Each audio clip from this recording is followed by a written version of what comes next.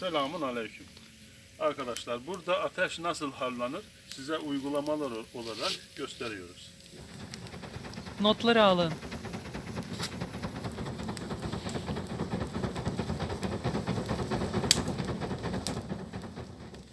Bu ateş ne olacak yandığı zaman?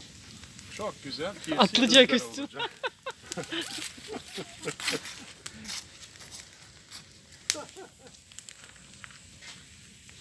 Balık hazır mı? Balık inşallah şu Balık yandıktan tuzla. sonra. Balık kaç saat sonra yenir? Bu kadar tuz koyduktan sonra. Ayten ablanın ev işleri bitmedi.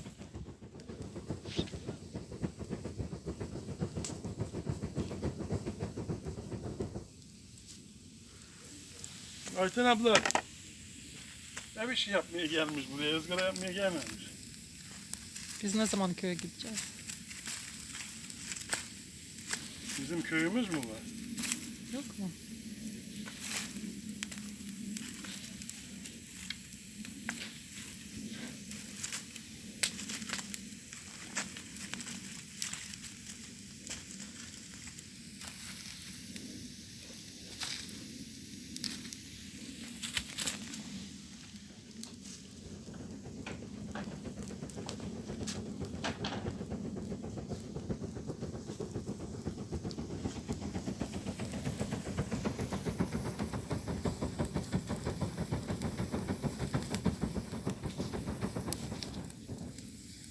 Yakın kırılır ha. Azıcık daha sallasam kırılacak. Bim doluyor 5 lira satıyor, 3-4 lira satıyor. Azıcık daha sallasam kırılacak. Kırdın mı? Az kaldı. Kırdıysan alırsın, ben karışmam. Ha, bak az kaldı bak. He, kırılmış zaten ha. Bak. He, değildi kırılmış, az kalmış. Aha, böyle yapalım şimdi.